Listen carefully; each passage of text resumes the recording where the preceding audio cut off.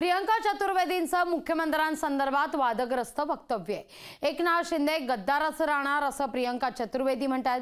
प्रियंका चतुर्वेदींची मुख्यमंत्री एकनाथ शिंदेंवर टीका आहे. मेरा बाप गद्दार है, श्रीकांत शिंदेंच्या डोक्यावर लिहिलंय असं चतुर्वेदी यांचं टीकास्त्र आहे. तर प्रियंका चतुर्वेदी यांच्या टीकेला शीतल म्हात्रे आणि ज्योती वाघमारे यांनी देखील प्रत्युत्तर दिलंय. एकनाथ शिंदे कौन आहे तू? कौन आहे तू? कौन आहे तू? तो उनको जानना जरूरी है, थाने तक ये आवाज पहुंचना जरूरी है. गद्दार गद्दार ही रहेगा. एक पिक्चर आई थी, आपको याद होगी, दीवार. दीवार में वो अमिताभ बच्चन अपना हाथ दिखाते हैं, उस पे लिखा है मेरा बाप चोर है. ये इनके माथे पे लगा है. श्रीकांत शिंदे के माथे पे लिखा है मेरा बाप गद्दार है.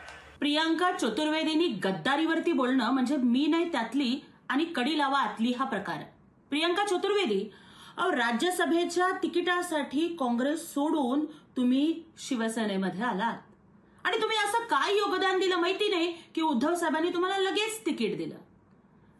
तुम्ही दीवार चित्रपटाचं उदाहरण देताय, पण तुम्हाला आठवतंय सुनील शेट्टीचा गोपी किशन नावाचा एक सिनेमा होता ज्याच्यामध्ये त्याचा मुलगा म्हणतो मेरे दो दो बाप. मग आम्ही तुम्हाला तेच म्हणायचं का? पण आमचे संस्कार आम्हाला ती परवानगी देत नाहीत.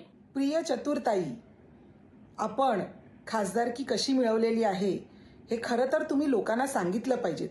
कारण मराठीचा गंध नसताना, कुठलंही कर्तृत्व नसताना, शिवसेनेशी संबंध नसताना देखील आपण खासदारकी मिळवली आणि आता खासदारकीची टर्म संपत आल्यानंतर आपली जी तडफड चाललेली आहे ही आपल्या वक्तव्यातून दिसते आहे. खरं तर बुलंदीमधला एक डायलॉग तुम्हाला कदाचित माहिती नसेल की बिल्ली के दात गिरे नहीं और चली शेर के मुंह में हात डालणे, अशीच काहीतरी तुमची परिस्थिती झालेली आहे. कुणाला बोलताय तुम्ही याचा जरा विचार करा आणि भान ठेवा. कांग्रेस के साथ जाकर के गद्दारी उबाटा ने की थी, उस गद्दारी को अंडू किया, उसको पलटा, यानी बाला साहब जी की इच्छा की पूर्ति की और वापस वो हिंदुत्व के रास्ते पे आते हुए भारतीय जनता पार्टी के साथ गठबंधन किया. और इसलिए उबाठा से मैं डिमांड करूंगा कि आइंदा कभी भी शिवसेना के लोगों को, एकनाथ शिंदे, उनके विधायकों को, उनके मंत्रियों को या एकनाथ शिंदे के पुत्र को गद्दार कहने की हिमाकत न करें. दरअसल उन्होंने बाला साहब की इच्छा पूरी की और आपने जो गद्दारी की, उस गद्दारी का बदला लिया है. लोकशाही मराठी ऐका, पहा, जागरूक रहा.